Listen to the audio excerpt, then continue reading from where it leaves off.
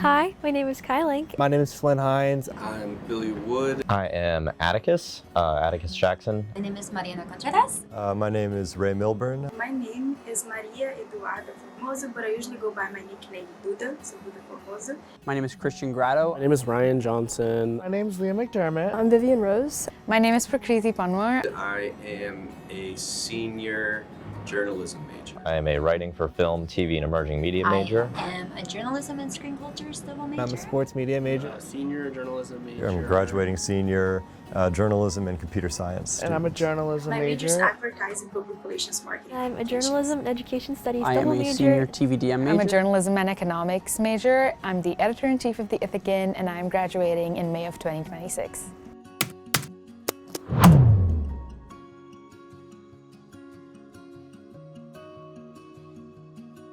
Whenever recruitment night was my very first semester, in a sense, kind of in a spiritual sense, I feel like before then.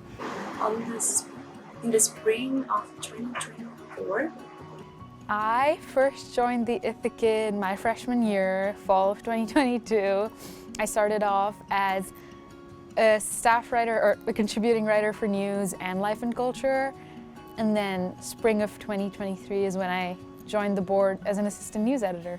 So I first joined in my first semester of my freshman year. I was originally involved in life and culture. I really wanted to do like movie and TV reviews for them. I first joined the Ithacan when I was a first semester first year. Right in August, I went and actually walked in here and Eleanor was at the desk and I was like, Eleanor, you know, is there like a meeting here or something? She was like, it's in Park Lounge, but like you're okay. And I was like, oh, okay. The Ithacan is actually what drew me to Ithaca College. It was like the last week of April and I had like days to make my decision on college and I was so stressed. And I walked into Park and I was walking around and I was like, okay, it looks pretty cool in here. And then I stepped into the office and then as soon as I walked in here, I was like, I knew. I ended up picking up like a Q&A with Professor Frisch. And that was like the first piece of journalism I ever did. I remember like I put on a dress shirt. I thought I needed to be much more kind of formal than I was. There's this competition that advertising students participate in every semester or every spring semester, I believe in. And I got to interview the two winners of that year. I think the first video project I did was the Getting Your Money's Worth in the wellness room. I think my first assignment might have been this photo of like a random sign on a door about the medical amnesty policy. You'd think that would be really easy, but it wasn't. I was covering like an online webinar, panel, something that the Park Center for Independent Media was doing. And I did it out of my friend's dorm room. I clearly remember because we were hanging out and I was like, oh, I want to hang out with them, but I also want to like do this event coverage. So they were all sitting with me as I was on the Zoom.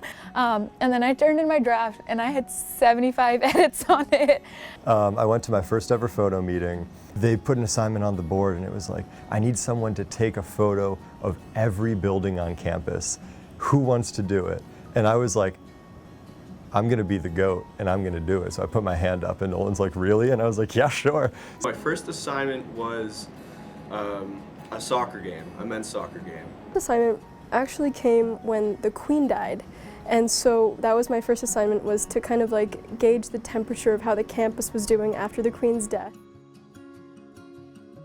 I did a long-form investigative story on experiences of discrimination that students of color in the School of Music, Theater, and Dance were facing. I remember the day it came out, it was on the front page of the Ithacan, and students put it up on bulletin boards as a sign of resistance. There was a video assignment last semester. They had a bunch of these bands saying like we were recording like them like kind of like testing out these instruments and stuff. The solar eclipse video I did. I went home to like Plattsburgh up north in the Adirondacks and went to where the solar eclipse was happening and I did a little Ithacan video just from my backyard, which was awesome. My favorite story to report on is anything related to like the college budget beat or anything like that. I always say like the State of the College meetings are like my Super Bowl. Tara Wolf, shout out. I lived like a tinfoil hat conspiracy theorist with the terrible story for a little bit. I literally had like cards on the wall of my bedroom with like string connecting them. Some of my favorite stuff to work on was probably like the arts edition and sports previews as a design editor. Biggest accomplishment, I mean, Graham's got me beat now, but getting assistant sports editor and then sports editor I thought was a big deal at the time. My protest reporting sophomore year on both Ithaca College and Cornell University campuses. We created this really great live blog. It was Sid's idea, where, you know, what was happening at the Cornell University encampments, I would, you know, record, I would interview people. I interviewed people the entire day. And it was a very moving experience seeing all of those students kind of band together. I'm proud of how much we've been focusing on centering our coverage in the community and trying to really make the Ithacan the campus newspaper. I'm really proud of being part of the first arts editions that the Ithacan ever made. I am most proud of giving the video staffers the opportunity to grow into the people that they are today. The greatest purpose that I had here, not to be a writer or a video producer or your interviewer or anything, but to like be a stepping stone for all of you to be better than me. And that's happened, and I'm very happy that that's happened. The Ithacan has always been my like go-to place, like my community since freshman year. And I'm just proud that we were able to carry that legacy on, and I'm sure that we will carry that legacy on in the future. I think as a community outreach member, I was just like really happy and proud that I was able to expand the outreach of the Ithacan. Sports previews, arts editions, and just because those things were like a labor of love too. It's like they really took a lot of effort, so I'm very proud of every single thing that I was able to put out. When you go back and look at it, there's so many at the end of like 4 years, if you've stuck with it for 4 years. And so like just looking back at that and like seeing like this body of work that I've done, I just think that that's the coolest thing, honestly. So I never really thought, oh, being a cartoonist was going to be a big thing for me, but it ended up being a pretty big thing. I'm taking those skills that I developed as doing all these illos and going with them into the future, so that's really, really exciting. Yeah, I would say like sports preview, because sports, it does get looked at, but it sometimes get overlooked. So like sports preview, it's like the whole week is about sports. Like that big newspaper comes up. Definitely was a lot of work staying in the office late, but seeing that finished product gave me a lot of satisfaction and made me feel good about myself. Going to the festivals in the Commons, like Chowder Fest with Nathan Glasser, and just watching him really just review the chili in the strangest possible way, and it was just amazing. At one point, something was going on in Park Lounge, and they moved all the furniture from Park Lounge in here. So we had a million chairs, and we had one of those big like coffee table type of things, and it ended up being like kind of a conversation pit type vibe, like right where I'm sitting here. I think we talked about movies or something like that for like 7 hours. Like it was a long time and not productive at all. I had classes to go to, but I walked into this office after my first class, maybe around like 10, and I think I sat in one of these chairs and I didn't move until like 5 p.m. If you just like walked outside, you could really just hear like the office just bursting with laughter, and I think that's like the best thing about the office, honestly, is like we're still students, you know. I came into the office to do a meeting about an illustration, and everyone was like, oh my God, look, it's Atticus. And like every single person knew me, and I was like, oh, this is so cool that everyone like knows who I am. Like this is awesome. The most recent one is the mouse that we spotted on Tuesday night. It was just the office like burst into chaos. The chaos being led by me, because I hate mice and I cannot stand them. And my instinctual reaction was to like jump and sit on the blue horseshoe, like I was squatting on the blue desk. One time I was like shadowing Malik, and I was sitting in the back row where the design and photo editors were. They started playing Wii music, like really quiet, but it's just loud enough that people could kind of hear it, but it's quiet enough that like they didn't notice for several minutes, and they just thought they were going crazy. I really just loved how close I got to Vivian and Prakriti when we were news editors at the time. I really just loved, you know, whenever Prakriti would crash out and start laughing, hysterically for basically no reason. It'd go on for 10 to 15 minutes and she would have to leave the room. One of the highlights of my time at the Ithacan was when we went to the conference in New York last year. It was me, Casey, and David driving to New York together, and I got here and Casey was like so stressed. She was like, "Where is David?" She was like pacing around the office because he hadn't gotten here yet. Like the Cortica interviews that I did, just the crazy, very, very sober people that I was interviewing. Aiden, the sports editor at the time, one of them, had this like stick of rolled up Ithacan pages that he had like joined together, and it got to the point where it was about like 20 feet long, and one day I walked into the office and he had like just thrown it like a javelin and so it went like right by me. Do the things you want to do. Like if there's something you think you're interested in but you're a little scared, you just have to do it. Kind of throw everything at the wall and see what sticks. Do everything that you, or at least try everything that you think about doing that you think you would like.